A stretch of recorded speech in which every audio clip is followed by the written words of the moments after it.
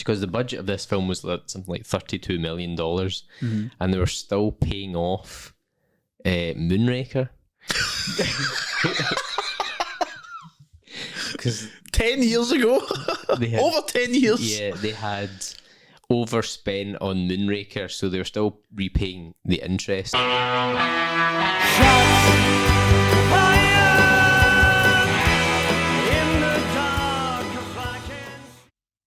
Hello and welcome to the For Your Ears Only podcast.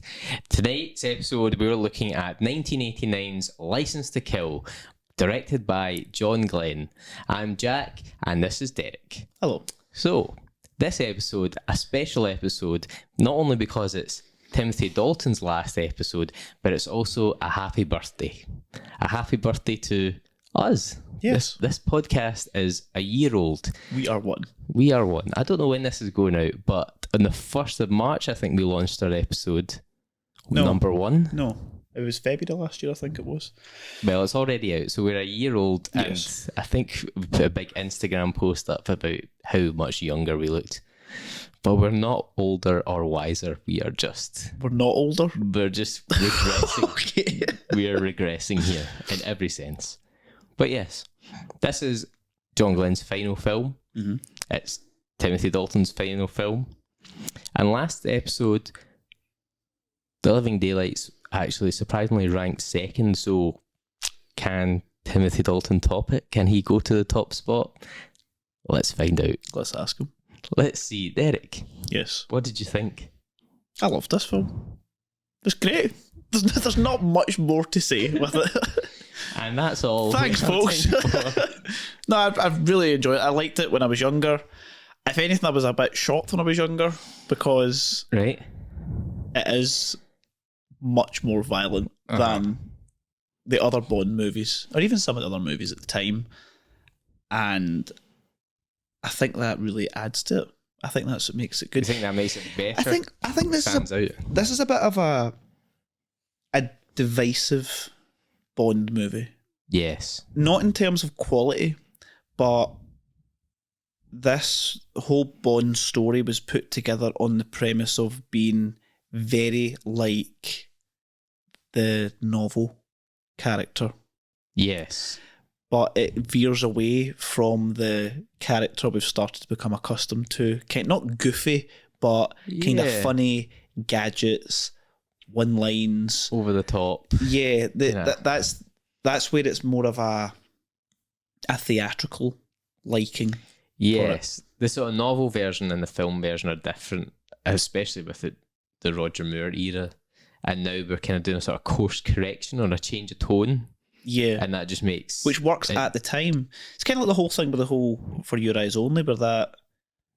I hated that. It was a bit jarring. Yeah, it was a bit jarring because that was trying to almost bring it back down to earth, but it just wasn't the time for that, and it wasn't the right Bond, and it just didn't work. Yeah. And then this took that same formula and went, just add some more violence and blood Yeah, had more and blood. drugs. Just add everything in there and see, and it worked well. But again, maybe at the time that's how it really worked, and people still like it. I loved it. I liked it when I was a child. When I watched it again, I was like, that was just great. And then when I went back to watch it again, I was looking forward to going back and see it. Kind of like with Octopussy, but I was like, I'm looking forward to seeing this. I just enjoy sitting watching this movie. I think you're right when you're saying it's divisive because I'm on the other side. You don't like it? Not that I don't like it. It's not a bad film. It's just not You are wrong. one of the best It's films. It's not what people would call as stereotypical Bond. No, I think it maybe kind of falls a bit into becoming too contemporary, too of its time. It's like very 80s, late 80s action film rather than a James Bond film. I thought it was more... Because it's a It's lot not of actually... drugs I think and all it's that. I think it's like actually just like a movie of vengeance. That's the whole thing. Yeah, but I think it's too cemented in that late 80s action star versus the drug criminal in Miami, big flowy shirts and stuff. I'm like, What other movies like that? It's The other side of Scarface. It just reminds me of like Scarface or like some sort of Miami Vice thing, or like some sort of action film Just from the get James 80s. Bond in it. The only thing that makes it different is that James Bond's in it rather than, I don't know, Al Pacino. I don't know. I think it ticks a lot of boxes. I think that kind of keeps it a bit. It's very different from anything that's came before and probably anything since. There's one thing that I didn't actually like was there was a lot of like swearing in it. And I was like, what when he says, "Watch the birdie, you bastards." yeah, and then like it happens like 3 or 4 times, and I get why it's now a 15 rating, or is it PG-13 in America? No, it's 15. I guess the only, because I think PG-13 is like 12 equivalent. That would make sense. Which all the James Bonds bit apart from this. I thought the 15 was because of the swearing and the shark eating someone alive and the guy exploding and the many other there's lots of death. Gore. Yeah. Gore. But yeah. So that was our thoughts, our initial thoughts. I didn't like it as much as Derek liked it. And in the next hour, I will sway your opinion. We will debate this.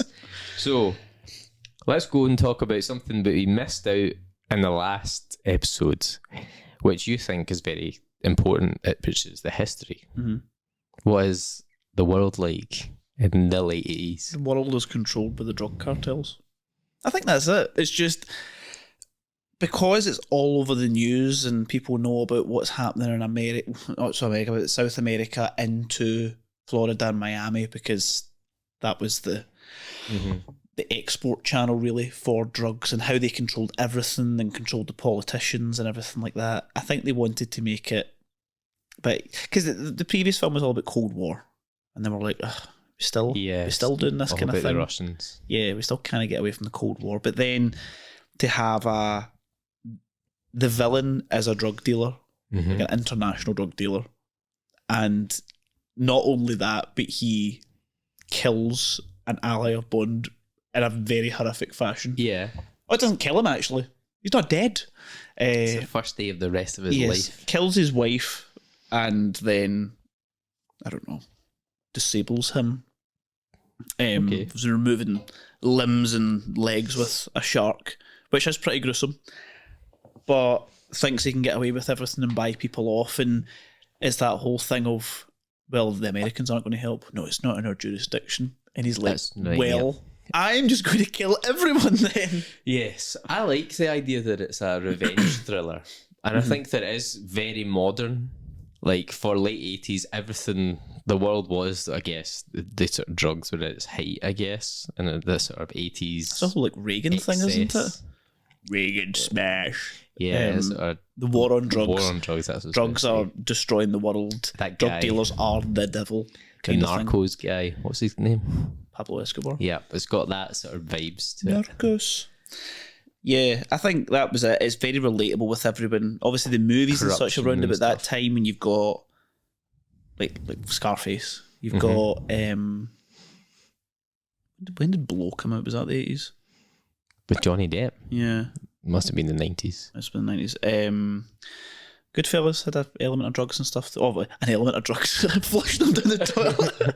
Yes, an element of drugs. So everyone knew the whole background of drugs and what drugs were doing in society. That helps my point that it's very rooted and it's a very like commonplace story. We're going with. I see what you mean. The 90s was when cocaine and everything was completely eradicated, and we don't hear of cocaine anymore. No, what I mean is that what you're saying, Jack? Yes. We won the war on drugs. We won it. We won.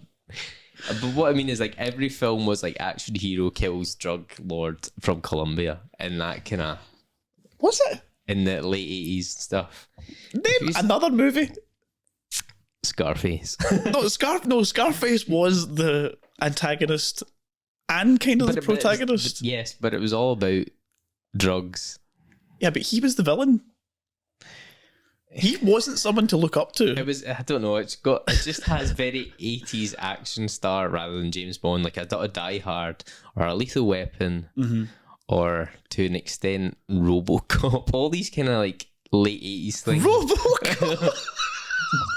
Okay. It just has that sort of vibe to it that I'm like, it's that James Bond is just one of these films rather than it being its own thing. Well, I'll try and persuade you. But yes, I get that. There was a lot of yes, Colombian cartels, Mexican corruption, and all that sort of Central America stuff going on, which is what this was all influenced by.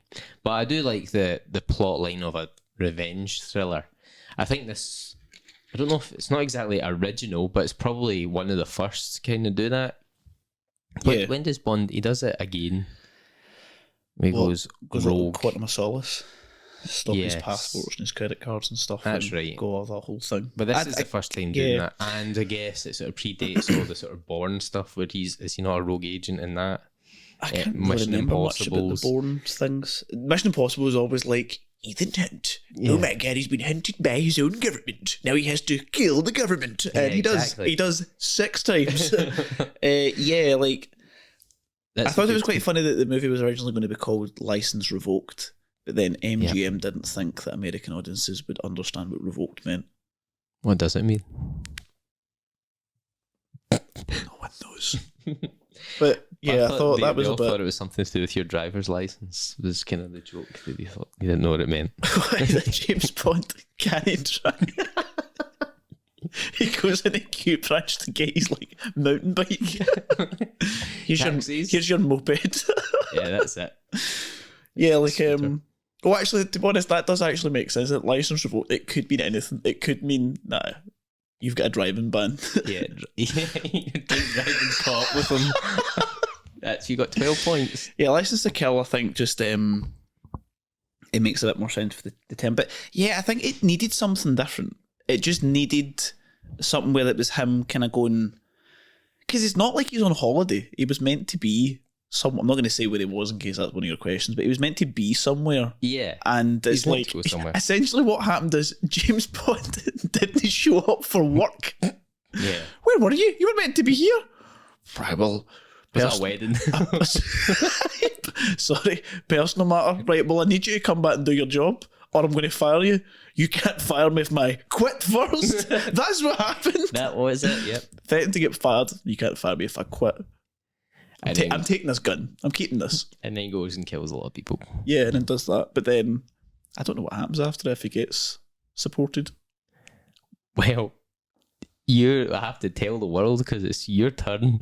To give the 2 minutes. We went very far into the episode without the 2 minutes. I was hoping that you maybe forgot, but oh no, I just needed a good segue. Okay, so Derek's going to give the 2 minute synopsis of this film. I've failed once, and I feel like you failed once as well. Mm-hmm. So do you expect me to fail now? I expect you to fail. Okay. Although it's quite straightforward, I guess. Yeah, I think a lot of it is just following little clues, spy stuff. You know that old thing. Yeah, well, remember the phrases you can't say. Right, okay, are you ready? Yes. I'm going to give you 5, 4, 3, 2, 1, go. Okay. The movie begins with James Bond and Felix Leiter going to Felix's wedding. En route, the DEA get in touch. There's no one else apparently that can catch I was going to say Scaramanga. Oh no, Sanchez. The drug dealer Sanchez. So Felix and James Bond go to get Sanchez. They capture him, put him in the truck, and then they make the wedding. Enter title sequences. Sanchez then bribes one of the local police guys to let him go. He goes back.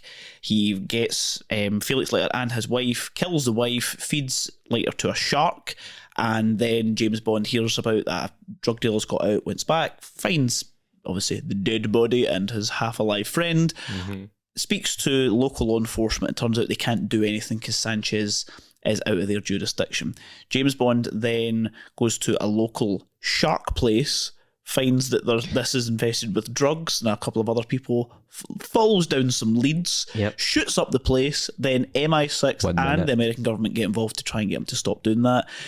Then he follows clues, finds someone called Pam Bouvet from a document in Felix's office.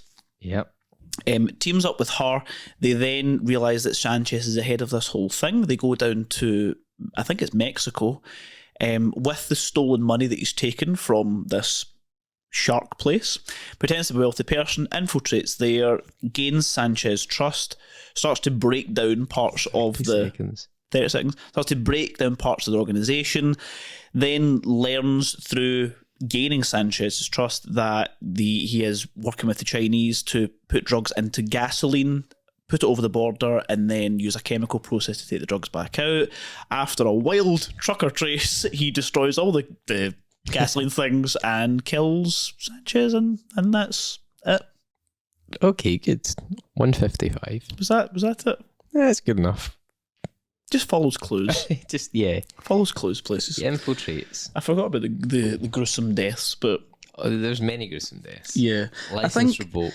I think one of the points I had about this movie is obviously the dark opening. It really does set the tone straight away with the whipping and then the guy having his heart removed. Yes. Not quite Indiana Jones. I really liked that, and I liked... If I even like talking about the cast and stuff, like Benicio del Toro, for me, it was much more menacing than He's a scary Sanchez. Guy, isn't it? Yeah. David... No. Who's Sanchez? Who's the actor that plays him? Is his first name David or is his last name David? Davis? Steve Davis? Steve Davis. I don't know. I can't remember. Not important. Yeah, I thought he was very, of all henchmen that there's been so far, he was probably the one where I was like, something very uneasy about this whole thing. About him. He has that. I knew that it was one of his first ever films because he's only 21 in this. Mm-hmm. It was one of his first ever roles. He has quite a unique way of brandishing a knife. It's very theatre, isn't it?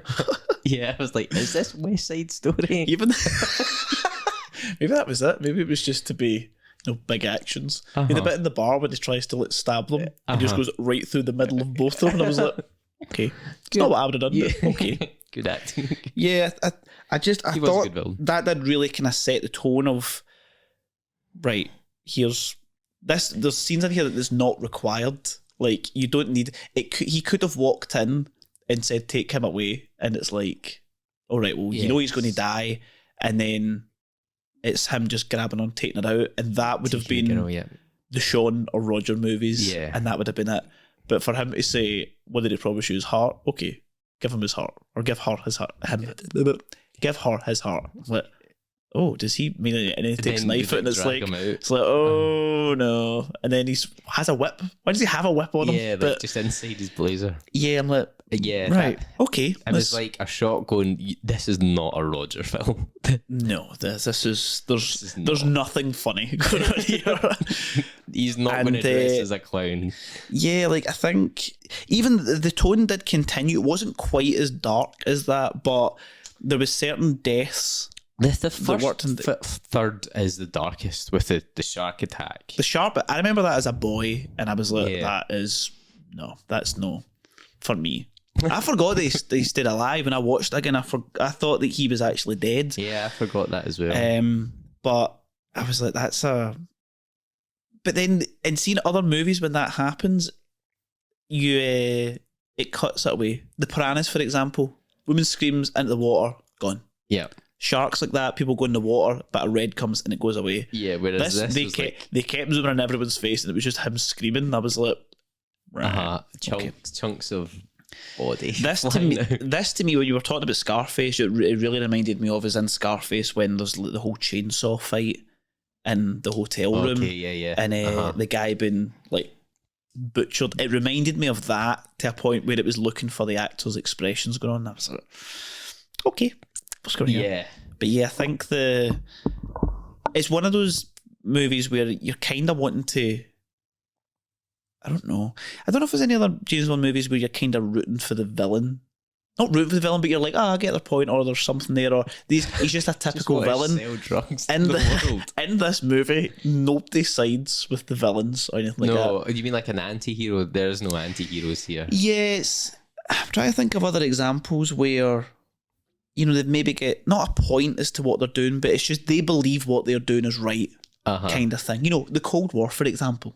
Yeah. And a lot of that, they just think they're on the winning side, as does the other side. They think they're the winning side. They might be doing like, who knows what they're doing? Scaramanga knows he's going to kill people, but he's just like, hey, it's a job. It's just my job. It's his job.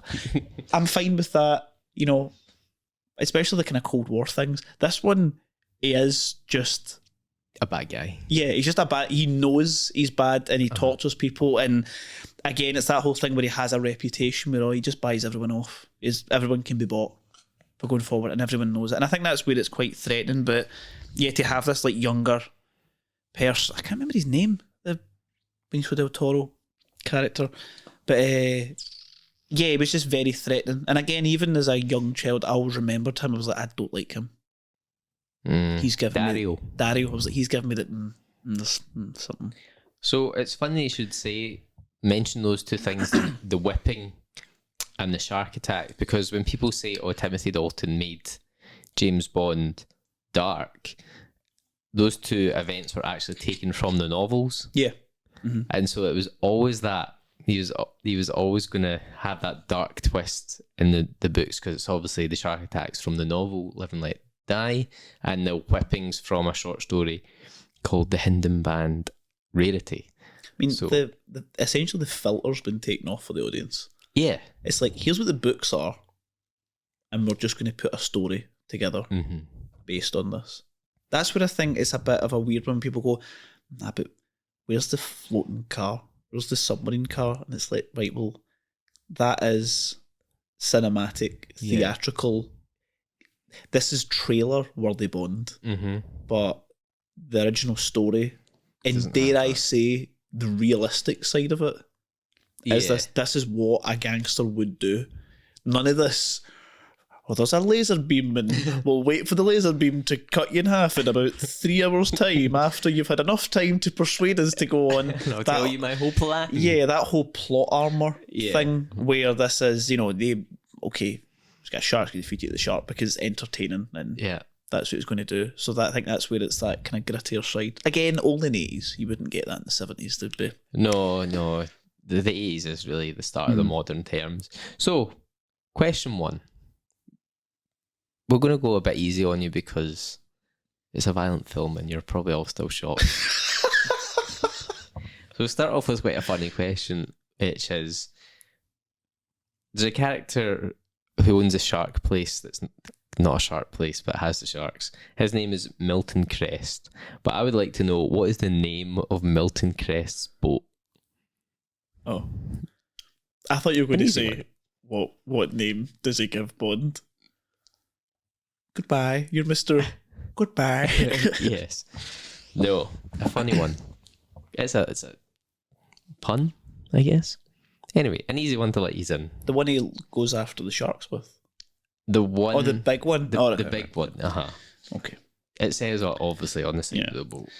I think, speaking of him, another point of this movie is the gory deaths. So we have his death again. Whoa. Like, where did that come from? I would quite like you to explain the whole, what is the science behind that? Why did he explode? Because he was depressurized. So when he cut the pipe with the axe that caused him to explode. So I'm assuming that it's a depressurized container. So to go underwater? No, I don't think that goes underwater. I think that the container itself is depressurized. I don't really know for what function. But that will be sealed all over the place. If it's not, then it's not a depressurized thing. Right. So all that they've done is they've bumped the pressure up. Yeah. So that's why he was saying on my ears like that. Essentially, it's mimicking very, very low down in the sea. And then when he hits that drops the pressure unbelievably quickly. Because he couldn't just do that because the machine has a fail-safe. I don't even know what the machine is.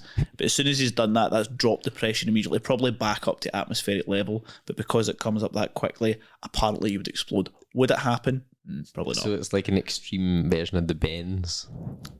Yes, but the bends where your head explodes. Would it work? I don't know.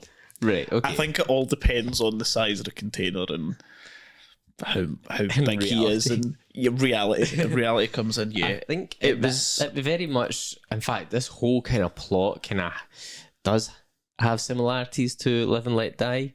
That was a heroin dealer in America, and this is a cocaine dealer in South America. And that scene alone really reminded me of the death of Mr. Big. Because he, like, obviously gets inflated by Roger Moore.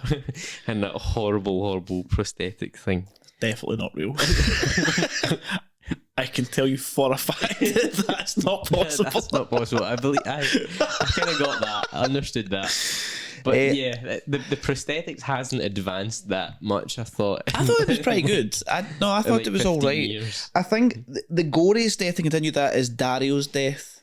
That was, I hate, see... And like the meat grinder. Oh, I hated that. Like, when I was, not now, I'm okay with it. When I was younger, I hated that. Because it was the whole bit of, see when he's tied and he's moving away and he's going, when you're up to your knees, you'll beg to tell me. And oh no, when you're up to your ankles, you'll beg to tell me. When you're up to your knees, you'll kiss my ass for me to kill you. I was like, what's he talking about? What's going on here? And then when you see him going down, I'm like, oh, that's no funny. And then again, when Dario falls in, because there's bits where like Dario's bleeding and he like spits on him and things like that. And I'm like, was that even scripted? But when he falls in, it goes back to the piranha thing with Sean, bon appetit. And that's him, he's just gone pink mist. No. I want to see him slowly move into this and I want him to scream into the camera and it's like, whoa. So then there's... I think about other like kind of gory deaths. I mean, there's the guy who gets impaled with a forklift as well. Oh yeah. I don't really know if forklifts can do that. That, the Dario thing before we move on, the sort of blood splatters all over the screen and it's like chunks of meat come out and splatters on the screen. Which is very like modern games. Like, it reminds me of like zombies or something. But then I suppose it's that thing where the audience is like, right, I'm glad he's gone now and he deserves to have that kind of death.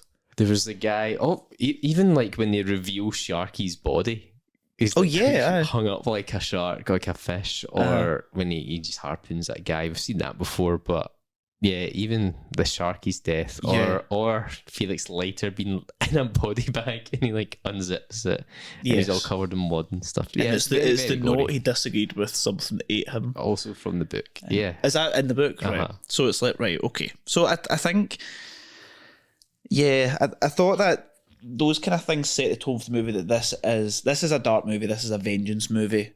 And I think it did really well because you're almost kind of been angry. I can't quite get as angry as Timothy Dalton. No, he's good at anger. Yeah, he can crush a ball in. Yeah, but I think it's set that tone where this is a personal friend, and even the bit of saying, this isn't personal, this is just business, but I'm going to just feed you a shark, and I have killed your wife, so there you go. But they set that tone where you're like, no, they need to be stopped. This person does need to be killed, bad. And not only that, it's the authorities aren't doing anything. As in like the other movies, the authorities don't seem to do anything either. James Bond just comes in and kills everybody. Yeah, but this is a categorically, we can't do anything. You're on your own. We're not going to do anything. Not only that, we're going to take your license and stuff from you because... we're going to try and stop you. Now I think about it, he just straight up murdered people. He could be taken to court. He doesn't have any diplomatic immunity. He's killed many people. Many people. So I thought that was I thought that was what made it quite good. I think the other kind of points I thought was quite funny is the bar fight where the dancer keeps dancing in the middle of it. People are all fighting. She's just still dancing away. Yeah, I think there is some kind of elements of humour retained in it. That's probably to make it not an 18. The swordfish. Like the swordfish. Yeah. The swordfish fighting a few things. There was a bit that I thought, I don't even know if that'd be possible. You know how when he's on that wee sub-like thing and he's opened the thing for all the bags of cocaine and just starts like stabbing about them up. I was like, would he absorb that? Yeah. Would he like get in the pool just be like, twice speed? Just like all the sharks in the water. Just start talking so fast. Like, who is this guy? Movie's done in 10 minutes. And then I said this, and then I said this, and blah, blah, blah. Give me that plane. I'm going to take this plane. And I thought, would that happen? I don't know. Yeah. Maybe all the fish, though, would just be like, whoa! Zooming off. Yeah, that kind of stuff. There is funny elements in it. Like, even the sort of a classic kind of Bond moment would be the jet ski where he's not the jet ski where he's water surfing. Yeah. That's a sort of, you would see that in a Roger film. I think this movie has a lot of Bond moments. This movie is riddled with Bond moments, which I think is quite good to bringing it back to a Bond. It's that typical thing of something happens and they put it there. Yeah. To say, by the way, this is a Bond movie. This is a Bond film. So I think the first moment is obviously hanging from the helicopter to grab the plane. Yes. Is something that actually happened. There was the actual stuntman went down onto the plane, and as soon as he landed on the plane, they had to cut it and he had to get off. Mm-hmm. So apparently, if he landed on the plane, that would stall the entire plane, and it would go down. So he had to do that, and then they cut to Timothy Dalton like grabbing the thing. Okay, and part of that is that really sort of ties a plane to a plane, a helicopter. A helicopter. Yeah. That is a Bond moment, which apparently inspired Chris Nolan for The Dark Knight Rises. Because as soon as I seen it, I was like, this is the same thing. Yeah, like that was a straight Bond moment because even him in the wedding suit coming down with a when he's got a big top. How did he Felix Leiter jumped out the plane with both top hats. And then, I'm like, so what are you? How did you pull the cord? Yeah. So there was I bet there wasn't quite a Bond moment, but I quite liked it. It was maybe like a new Bond moment. Mm-hmm. Is Killifer's death, where he throws him the briefcase. Yeah, and he's like, I'll split that with you, and he's like, no, you ended, old buddy. Yeah, and throws it, and then this shark, which appears to just eat anything that falls in that water, eats the money. Yeah. I've got that as a sort of Bond moment and a one-liner, I guess, because keep it, you it, and terrible waste. I'm talking about the money, so I kind of had that. I mean, other moments most about the water skiing, but it's kind of coupled with the actual plane itself and taking over the plane, doing everything in the space of about 3 minutes. Like, get off the boat, then attack the submarine, and then jump up in the plane, empty the plane, steal the plane. And but I think the other kind of Bond moments as well are more at the end, in my opinion, the tankers. So we've got. I was going to say the wheelie. Well, we've got the wheelie. Uh-huh. I don't really understand how that was possible, or even like a Bond moment. Like, why couldn't they just? The tires are big enough. Yeah. Couldn't you just drive through? But they did it, and then that old favourite, the 45-degree angle truck. Yeah. When it goes up that random pile of dirt just in the road. To get out of there. The Diamonds Are Forever reference. Yeah, it happened in another movie as well, did it not? It happens in Die Another Day where he flips a car. No, Roger movie. Was it? It was Octopussy and the Mercedes, was it not? I can't remember. There's definitely another movie we spoke about where he goes up on the two-wheel. They love doing that. They do love that. I don't know how they did that because it is real. Yeah. And it is a truck. Would they be used like pistons and stuff? They not use. That's how they flip the car in Casino Royale. But that's like an air cannon. But well, how do they do it on like but they balance the truck? How? Physics. Must be like a stunt monster There's truck driver or something. A guy, someone who knows how to do it really, really well. And get through there. There's actually quite an interesting story about that whole area. So they hated filming in that, and that road that they were on was an abandoned bit of road because there was so many deaths. Okay. So there was another road, and they said, right, you can have this one. But they seem to think that this road was cursed because there was accidents all the time and things were going wrong, and they were like, no, there's something odd here, and all the crew were like, I'm never coming back here. Like, this is the last I'm doing this.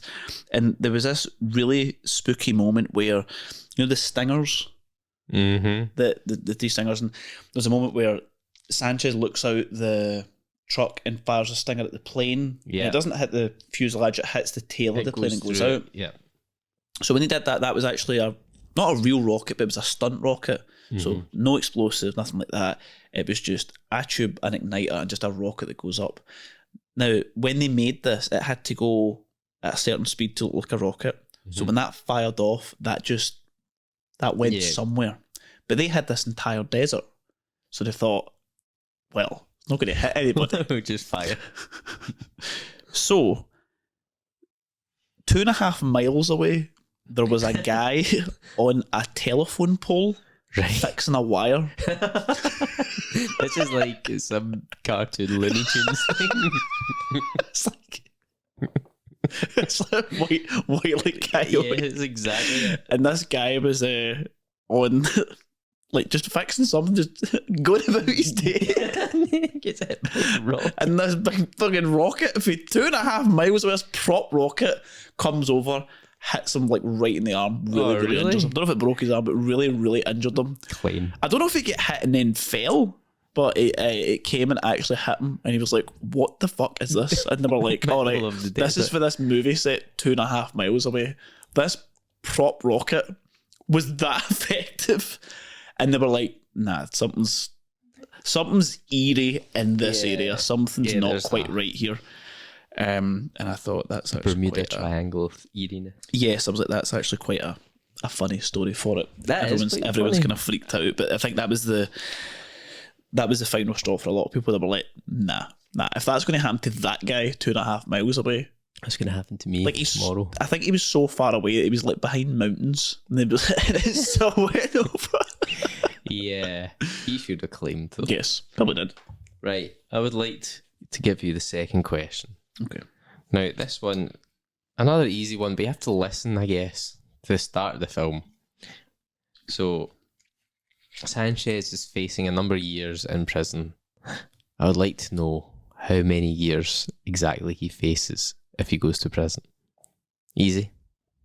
There you go. Another easy one. I wrote that down. You mentioned about lines there, and you said there was a couple of different lines. Came to a dead end. The forklift guy.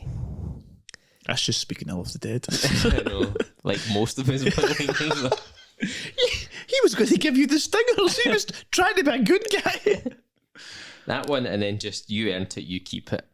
Oh yeah, I didn't really have that many one-liners, to be honest. I had those two, and that was about it. I only had one. It wasn't even a liner. It was just it was that kind of witty exchange where it's like, oh, I help people with problems, and he's like, okay. Oh, problem solver, and he's like, problem eliminator, and it's like, it's like Sheila are like, I don't like this guy. I know what you mean, but who's this guy who's just come in and looked at the window? Armored glass. Looked at how thick my window is and said he eliminates people. Yeah. I'm going to kill you. Yeah. There's a lot of things in this film that I didn't like. What was the point in the whole China involvement, and why does China have ninjas? Because it's the 80s, and how else are like studios going to represent China? Must be ninjas. The reason China was involved is this movie was actually meant to be set in China originally, and it was too expensive. So they said no. And they said, we need to go somewhere cheaper. And they said, Mexico City. And did that. And it's probably still the same today. Yeah. And I think they just... I think it was maybe to explain that this is maybe like a global drugs network. Oh, but it's not really... Or is it China? Because it turns out he's actually Hong Kong. It's Hong Kong and MI6. Mm-hmm. But at the time, I guess Hong Kong was British. I don't know. So... Are they Hong Kong? That's for the history section, and I didn't write that down. That's so way earlier. I did. Speaking of it being expensive, I knew that this was the first Bond film shot entirely outside of the UK, because there's a tax or a levy subsidising any films, British films, to be filmed in the UK, and that was lifted, which meant that to film in the UK would be more expensive because they didn't get the subsidy, so they decided to not film at all in the UK. They just went to Mexico and did everything in Mexico and built all these like mad sets. But I also discovered the reason, or probably one of the reasons why they didn't want to spend more money than necessary, because the budget of this film was like something like $32 million, and they were still paying off Moonraker. Because 10 years ago, over 10 years. Yeah, they had overspent on Moonraker, so they were still repaying the interest on what they. Moonraker made so much money though. I know. Moonraker made like what, 400 million? But they're still paying off it. So they had like a small budget, and also if there was going to be restrictions in the UK, they had to leave. I don't understand it. Where did all the money go? Where did the money go? Where did the money go? The money went into the other films. And Timothy Dalton's pocket. There's a composer. John Barry. Yeah. John Barry's He's got it. He's keeping it safe. Speaking of John Barry and such about that, I think, and this might be disputed, Yeah. I think that License to Kill is the best Bond theme so far. Oh. So far. I think that, I mean, I know Gladys Knight might have not had a hand in the actual writing of the song itself and melody and stuff like that. Again, I don't really know how much a lot of the artists have in writing. I know obviously Shirley Bassey had nothing to do with Moonraker. She just came in and sang. And then you've got like Paul McCartney writing everything and wanting to do everything like that. Like, I don't know what her hand in, but I think the first just the intro of License to Kill, I don't know, I just think it actually just encapsulates a Bond movie. That it does. Weird bass of the bum bum, yeah, it has and then the weird Bond notes. Yeah, it just works really well. The only thing is I just don't like the chorus. I think the chorus is too 80s, too What was the sparkly. chorus? Oh yeah, it's very But that's just like, but then the whole verse and stuff is that great. Dun dun dun dun dun dun. yeah, That's good. I It's like very that one. like it's very like GoldenEye. It's is. very like dark is. and mysterious and It is very GoldenEye, but it was also lifted from Goldfinger. So the I get that. I was lifted from Goldfinger so much so that they ended up having to pay royalties to people who wrote Goldfinger because it was so similar and it was the basis of their song, so they had to pay them. I think it's still better. Better than Goldfinger. It's like an 80s reinterpretation, I guess. It's like a homage, really. Yeah. It's sure like, oh, we knew you owes money, and it's like, it's a James Bond movie. Like, They all have the same colours. aren't we all a team? Yeah, I think, if anything, it's a wee bit kind of leaning towards the 80s thing. I didn't really like the intro with it, but I thought the start of it when it comes to like, that to me is Just it's the top tier same Bond. Yeah, it's the same feeling as the first time I seen Casino Royale.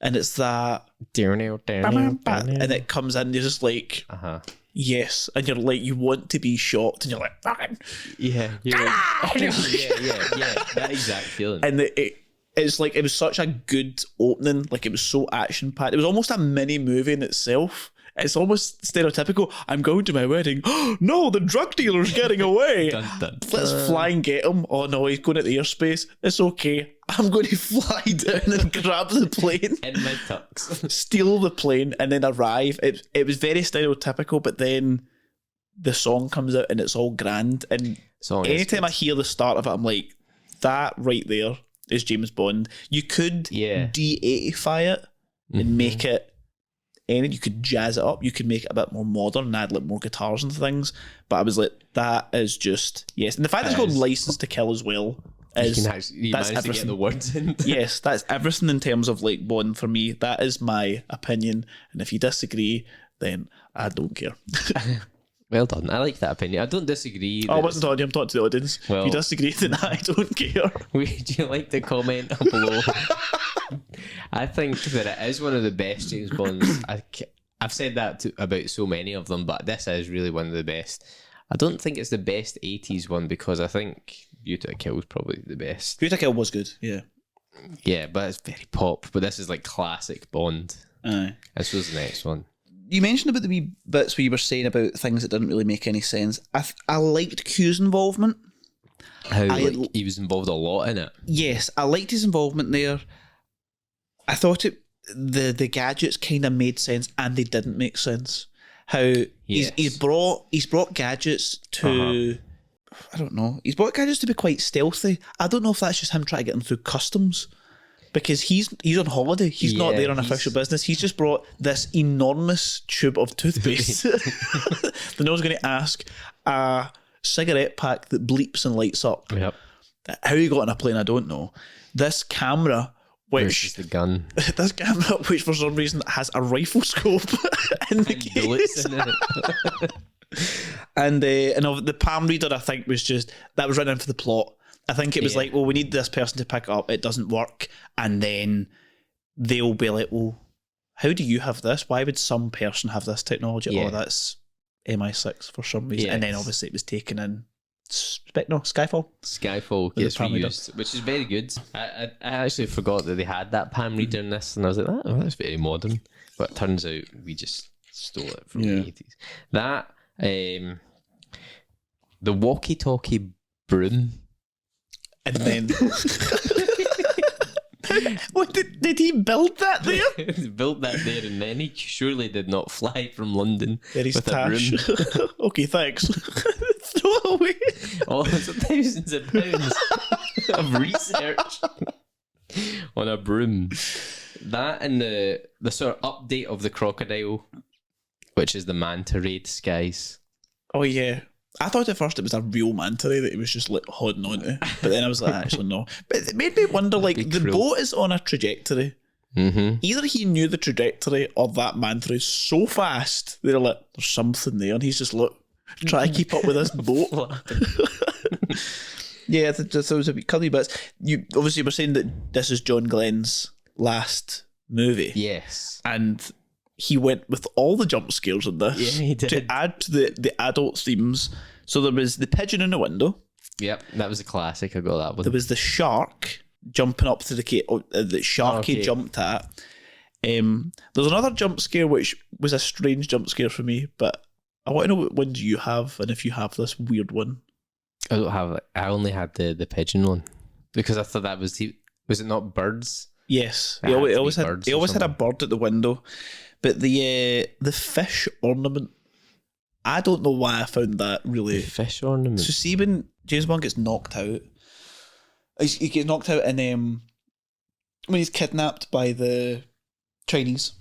And he comes to... And they come find it, and he goes, and he looks, and then there's just this weird, like, fat, like, fish thing. What is that all and about? the music goes, and I'm like, what? Why? Yeah, why did you need to do that? Why was that not cut? Yeah, I noticed. What was that all about? I noticed that as a thing, just because I was like, "That's a really ugly ornament. Like, what's why this? would you want attention to this? What's this for?" Yeah, I was like, "Is this going to come back? Is this a plot device?"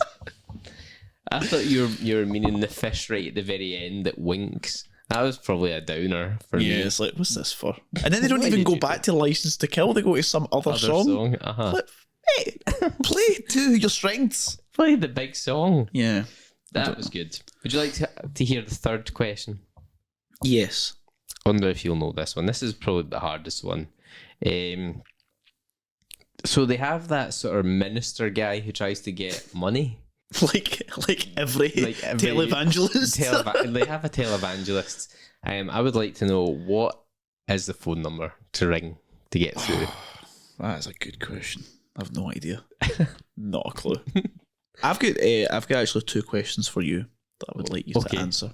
I don't know the answers to these in the audience. So, why was this Timothy Dalton's last movie after 2? And also, what happened to Timothy Dalton's third movie? So that was put together, but then nothing happened. Yeah. Tell me what is one.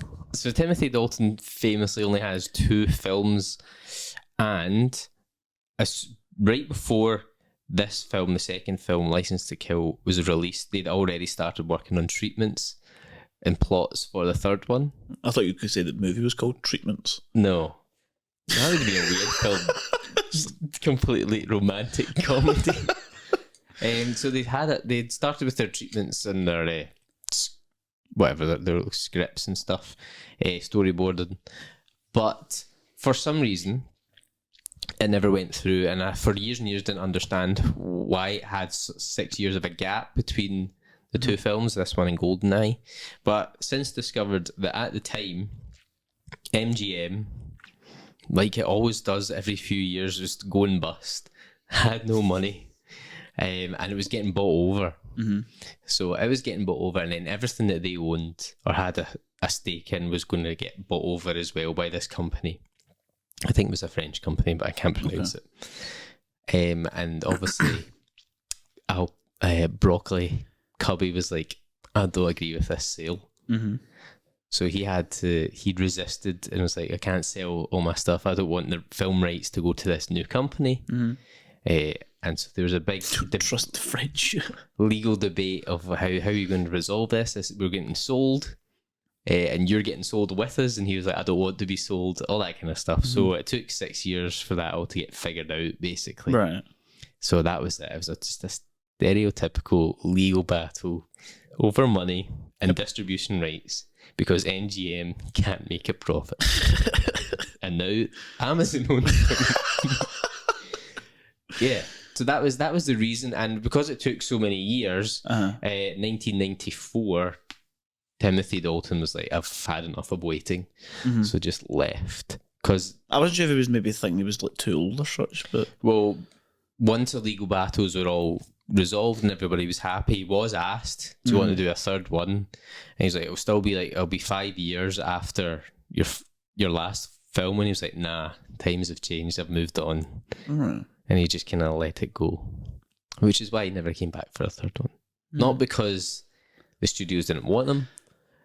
He was offered the role again, even though his contract had lapsed. It was him that turned it down and said he's been out of it too long. What he would have done, whether he would have actually just brought that same like aggression back to it, or maybe toned it down a bit. Because the third film, that they had treatments from some of the stories where it was going to be released in 1991, and as far as we know, it was going to be called Property of a Lady, but I don't quite know where they get that name. The Octopus is short, which is a sort of story, but I don't know how it fits with the story that they made up for the film, because it was about a Chinese, the government, some guy in Hong Kong blows up a nuclear base in Scotland. And then Vaseline, probably. And it was supposed to be about him trying to start World War III, and this is big grand James Bond film. And it was going to be about robotics, because it was the 90s and robots. I've heard bits of this, yeah. And it was going to be about James, and basically it was going to be James Bond versus robots. Which doesn't sound great.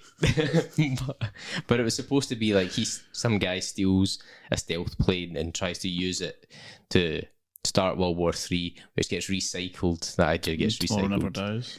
It was something like that.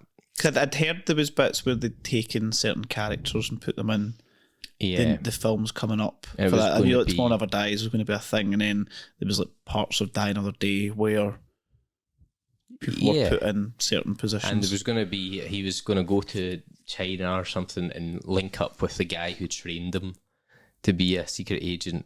And then that guy turns out to be a villain, which is kind of like 006. Kind of gets rehashed there. That's Batman Begins, is it? Yes, basically.